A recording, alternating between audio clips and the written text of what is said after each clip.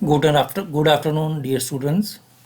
Social behaviour में society social organisation के बारे में बात की थी। इसके बाद आता है सामाजिक समूहों में निम्नलिखित लक्षणों की उपस्थिति एक अति इम्पोर्टेंट फैक्ट है जिनके आधार पर समाजों का निर्माण होता है एवं लंबे समय तक ये अटूट बने रहते हैं। ये कौन कौन से लक्षण हैं? पहला है कोऑपरेशन। कोऑपरेशन से अभिप्राय है एक दूसरे से परस्पर सहयोग। समाज में रहने वाले प्राणी आपसी मदद व मेल जोल के द्वारा सद्भावना बनाए रखते हैं एवं आवश्यकता पड़ने पर अपने साथी सदस्यों की सहायता से आपसी रिश्तों में प्रगाढ़ संबंध स्थापित करते हैं। अनेकों बार देखा गया है कि भिन्न जाति के प्राणी भी एक दूसरे का सहयोग करते हैं और इसके बदले में ये किसी पुरस्कार की अपेक्षा नहीं करते, परंतु आपसी सहचार के उपरांत कुछ प्राणी इस कार्य के बदले में लाभ की आकांक्षा रखते हैं, चाहे ये उन्हें बाद में ही क्यों ना प्राप्त हो। इसे रेसिप्रोकल एट्रियम कहते हैं। मानव समाज में ये श्रेष्ठ रूप से विकसित पाया गया है। सेकंड आता है कल्चर।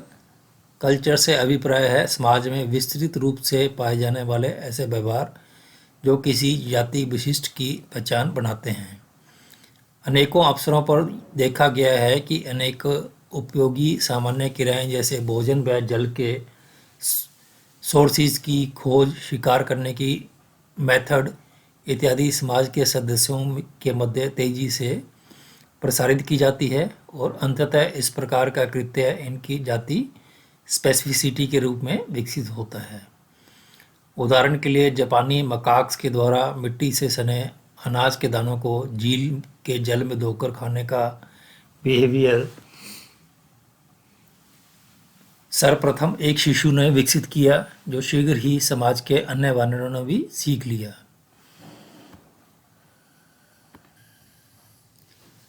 नेक्स्ट पॉइंट है सीमा का रक्षण, टेरिटोरियलिटी कहते हैं इसको। प्राणियों के समाजों में अपने वास अथवा अर्थात अपनी सीमा का रक्षण एक आवश्यक क्रिया है। इस कार्य का निर्वहन भिन्न भिन्न जाति के प्राणी अनेकों विधियों के द्वारा संपादित करते हैं या एग्जीक्यूट करते हैं, जिनमें फिरोमोन्स का प्रयोग सर्वाधिक विकसित प्रणाली है।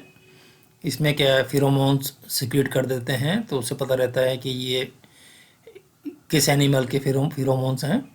यहाँ पर रासायनिक पद्धति के द्वारा प्राणी अपने क्षेत्रों को मार्क करते हैं, चिन्हित करते हैं व इसकी सुरक्षा सुनिश्चित करते हैं।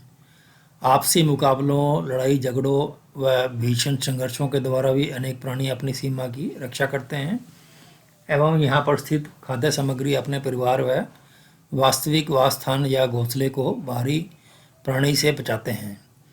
सामान्यतः पोषणीय सामग्री के अतिरिक्त प्रजनन क्रिया हेतु मादाओं की सुरक्षा प्राणी स्वयं के क्षेत्र में ही करता है। इस कार्य में असफल होने पर अन्य बाहर से आए अन्य ताकतवर प्रजातीय प्राणी इनकी सीमा पर आधिपत्य स्थापित कर मादाओं पर भी अपना अधिकार बना लेते हैं। नेक्स्ट आता है डोमिनेंस। समस्त समाजों में डोमिनेंस एक ऐसा लक्षण है जो प्राणियों के मध्य बड़े एवं छोटे के होने का सबक सिखाता ही है, साथ में जिसकी लाठी उसकी भैंस जैसी कहावतों को भी सार्थक करता है। डोमिनेंस से अभिप्राय है सीमित व बलिष्ठ सदस्यों को समस्त फैसिलिटीज़ जैसे भोजन, रिप्रोडक्शन, आवास इत्यादि पर अन्य समूहों की अपेक्षा प्रयोग में प्रायोरिटी देना। इस लक्षण के आधार पर समाज में दो प्रकार के सदस्यों के समूह स्वतः ही निर्मित हो जाते हैं, डोमिनेंट और सब डोमिनेंट। समाज में डोमिनेंस एक ऐसा क्रम है जिसकी एब्सेंस में शायद समस्त सामाजिक संगठन या सोशल ऑर्गेनाइजेशन समाप्त हो सकती है। सभी सदस्यों के प्रभावी होने पर प्रत्येक वस्तु की प्राप्ति हेतु आपसी छीना झपटी सामान्य कृत्य हो जाते हैं। प्रजनन हेतु मादा की प्राप्ति दुष्कर कार्य हो जाते हैं और ऐसी विकट स्थितियों में समाज के एग्जिस्टेंस की समाप्ति आवश्यक भावी हो जाती है। सामाजिक प्राणियों में डोमिनेंस हायरार्की का अर्थ होता है कि एक सबसे डोमिनेंट, उसके बाद उससे कम डोमिनेंट और उससे कम डोमिनेंट। इसको डोमिनेंस हायरार्की कहते हैं। कि स्थापना ये एक ऐसी प्रक्रिया है जहाँ पर ये लक्षण विभिन्न सदस्यों में समाज में इनकी स्थिति के अनुरूप विद्यमान रहता है, यहाँ तक कि प्रभावी सदस्यों की माताओं एवं इनके शिशुओं में भी अन्य सदस्यों की अपेक्षा अधिकाधिक फैसिलिटीज़ का उपयोग करने की प्रवृत्ति देखी गई है। बानरों व गोरिल्ला के समाजों में ऐसे उदाहरण भरे हुए हैं। नेक्स्ट आता है पेरेंटल केयर। सामाजिक प्राणियों में अपनी सीमा की रक्षा के अतिरिक्त पेरेंटल केयर पर एक ऐसी आवश्यक प्रक्रिया है जहाँ पर पेरेंट्स अपने अंडों, लार्वा व शिशुओं के रक्षण हेतु अनेकानेक प्रणालियों का उपयोग करते हैं ताकि जनन की ये प्राथमिक अवस्थाएं संपूर्ण वयस्क अवस्था में परिवर्तित हो स्वयं के जीवन का स्वतंत्र रूप से निर्वहन कर सकें। एक परिवार की शिशुओं की मूलभूत सुरक्षा प्रमुख है। मधुमक्खियों में पैतृक संरक्षण में पोषण, अंडों व लार्वा की देखरेख एवं सुरक्षा, कोष्ठकों में से कचरे व मृत जीवों का निष्कर्षण व उनकी सफाई, अंडों का उचित चैम्बर्स में रख रखाव इत्यादि व्यवहार सम्मिलित हैं, जो कि श्रमिक कास्ट के द्वारा एग्जीक्यूट किए जाते हैं। मछलियों, एम्फीबियंस, रेप्टाइल्स और पक्षियों में भी उच्च कोटि का पैतृक संरक्षण पाया जाता है, परंतु स्तनियों के अंतर्गत प्राइमेट्स में यह व्यवहार अपने चरम पर पाया जाता है। प्राइमेट्स में इस प्रकार के पेरेंटल केयर जो है अपने चरम पर पाया जाता है। नेक्स्ट आता है एल्ट्रुइज्म। एल्ट्रुइज्म एक ऐसा व्यवहार है जो प्राइमेट्स में सामान्यतः देखने को मिलता है। यहाँ पर बिना अपनी प्रायोरिटीज़ की परवाह किए बिना किसी लाभ की अपेक्षा के समाज का एक सदस्य अपने ही सजातीय सदस्य सामान्यतः शिशु की इस प्रकार की देखरेख करते हैं कि कई बार तो स्वयं इनकी जान पर बनाने पर भी ये अपने कर्तव्यों से विमुख नहीं होते। इसे बहुधा आंट बिहेवियर भी कहते हैं। ये तो अपने को मालूम ही है, मानव के अंदर जो बच्चों के लिए माता पिता लड़ जाते हैं, मर भी जाते हैं। इसके बाद आता है सोशल ऑर्गेनाइजेशन के लाभ क्या हैं, एडवांटेजेस ऑफ सोशल ऑर्गेनाइजेशन। पहला लाभ तो है प्रोटेक्शन या सुरक्षा। एक ही जाति के सदस्य जब समूह बनाकर समाज की रचना कर साथ साथ विचरण करते हैं तो एक साथ अनेक नेत्र कान सक्रिय होते हैं। परवक्षी या दुश्मन की हल्की सी भनक से सचेत होकर समूह के सभी सदस्यों को खतरे के प्रति सावधान करते हैं। कुछ समाज जैसे पक्षी, हिरण, बानर आदि के एक दो सदस्य विशिष्ट ध्वनि, जिसको कॉल कहते हैं, उत्पन्न कर अपनी सुरक्षा के उपाय करने जैसे भाग जाने के संदेश देते हैं। कुछ सोसाइटीज़ में एक दो सदस्य उच्च स्थान पर बैठकर केवल सुरक्षा संबंधित संकेत प्रसारित करने का कार्य करते हैं। जैसे आधुनिक समाज में सुरक्षाकर्मी ये कार्य करते हैं। हम लोग गार्ड रखते हैं, गार्ड हमें वार्निंग देता है कि चोर आया या नहीं आया, ऐसे ही जो कार्य करता है। इसके संकेत देने के साथ ही समाज के सभी सदस्य एक साथ अथवा अलग अलग दिशाओं में भागकर अपनी सुरक्षा करते हैं। खरगोश, हिरन, गजेला, ज़ेब्रा व अनेक प्राइमेट्स में ऐसा देखा गया है। सुरक्षा हेतु संगठन बनाकर परवक्षी या दुश्मन का मुकाबला करने की क्रिया भी कुछ विकसित समाजों में पाई जाती है। खतरे का संकेत मिलने पर समाज के सदस्य बजाय भागने के एक स्थान पर एकत्रित हो जाते हैं। समाज के कमज़ोर, ओल्ड और फीमेल्स को घेर कर सुरक्षा हेतु घेरा बनाने की प्रोसेस भी कुछ में देखी जाती है।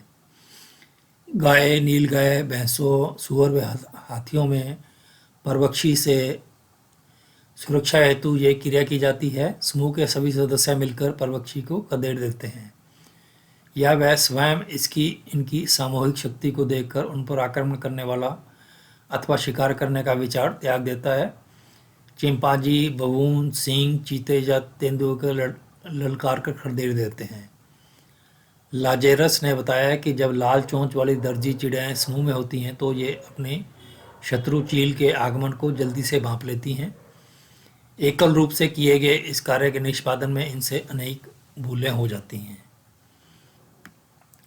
नेक्स्ट एडवांटेज है इसका फीडिंग। प्राणियों में समूह बनाकर भोजन या शिकार प्राप्त करने का गुण पाया जाता है। साथ साथ विचरण कर भोजन या शिकार तलाशने की कला भी कुछ समूहों में पाई जाती है।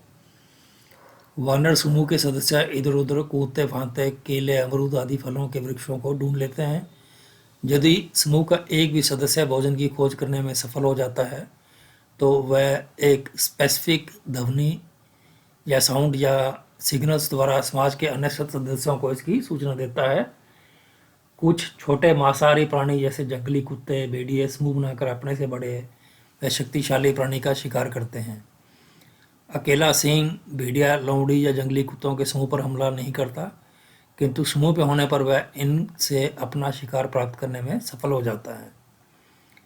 समूह में रहने का लाभ कम उम्र के सदस्यों को अधिक उम्र के सदस्यों से अनेक प्रकार से मिलता है। बुजुर्ग बानर जंगल में जल के सोर्स की जानकारी उस समय अपने समूह को देता है जब जंगल में जल की कमी हो जाती है।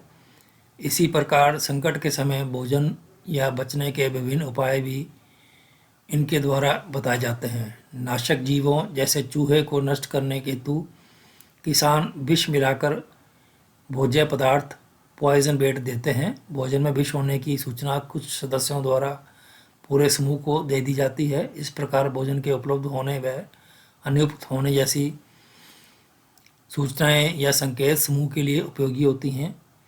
यहाँ यही नहीं, एक ही समय में भोजन की भिन्न भिन्न किस्मों की खोज एवं इन्हें एकत्रित करने का कार्य सामाजिक प्राणी विचरण करते समय कर लेते हैं। इस समय इनके समाज के कुछ महत्वपूर्ण सदस्य तो प्रतिदिन की अभिक्रियाओं जैसे समाज की सुरक्षा इत्यादि में लीन रहते हैं। वे शेष भोज्य सामग्री की प्राप्ति में अपना अधिकाधिक समय व्यतीत करते हैं। इस प्रकार भोजन की प्राप्ति इत्यादि आचरणों हेतु समाज में रहने वाले प्राणियों का अधिक समय मिल जाता है। नेक्स्ट इसका एडवांटेज है improvement in knowledge and behaviour. समाज में रहने के कारण समाज के अनेकों सदस्य एक ही कार्य को अलग अलग विधि से करते हैं। उत्कृष्ट विधि या ज्ञान को समाज के अन्य सदस्य ग्रहण करते हैं। भोजन करने या शिकार करने की कला का ज्ञान किशोर प्राणी समाज में रहकर ही प्राप्त करता है। बानरों में सामान्य रोग होने पर बुजुर्ग बानर कुछ जड़ी बूटियों का सेवन कराकर रोगी बानर को स्वस्थ होने में सहायता करते हैं। नेक्स्ट एडवांटेज है रिप्रोडक्शन। समाज में रहने वाले प्राणियों को कॉपुलेशन हेतु साथी की तलाश में समय व ऊर्जा व्यय नहीं करनी पड़ती। समूह में रहने पर रिप्रोडक्टिव रेट में वृद्धि के साथ ही लैंगिक बिहेवियर में भी उत्कृष्टता के अवसरों में भी वृद्धि होती है। फ्रेजर के अनुसार प्राणियों के समूह बनाकर रहने से इनके मध्य लैंगिक क्रियाओं का नियमन होता है एवं इस कृत्य हेतु स्टिमुलेशन की निरंतर प्राप्ति होती रहती है। नेक्स्ट आता है पेरेंटल केयर। शिशुओं तथा वृद्ध सदस्यों की देखभाल एवं सुरक्षा का दायित्व सोसाइटी के अन्य मेंबर्स द्वारा वहन किया जाता है। Living according to the existing environment. समाज में रहने वाले प्राणी जिन एनवायरमेंटल कंडीशंस में रहते हैं उसी के अनुरूप समय को ढाल लेते हैं। इस प्रकार इकोलॉजिकल प्रक्रम के अनुरूप ही प्राणी अपनी समस्त गतिविधियों को अंजाम देते हैं। ये उपलब्ध भौतिक कारणों के अनुरूप स्वयं का दायरा सुनिश्चित कर लेते हैं। इसके बाद है सोशल ऑर्गेनाइजेशन के डिसएडवांटेजेस या हानियाँ क्या क्या हैं। कार्य के विभाजन के लिए आवश्यक विशेषता प्राणियों में शक्ति का ह्रास करती है या शक्तियों में कमी करती है। खाद्य सामग्री, घोंसला बनाने के स्थल एवं आवश्यक सामग्री तथा प्रजनन के लिए जंतुओं में अत्यधिक कंपटीशन हो जाता है। एक जाति के सदस्यों द्वारा अपनी ही जाति के सदस्यों के मारने की प्रवृत्ति अधिक हो जाती है। जंतु का इंडिविजुअलिटी क्षीण हो जाता है। संगठित रहने के कारण जंतुओं में संक्रामक बीमारियां शीघ्रता से फैलती है। परवक्षी को समूह पर आक्रमण करने पर अपना शिकार प्राप्त करने में अत्यधिक सुगमता हो जाती है। थैंक्स।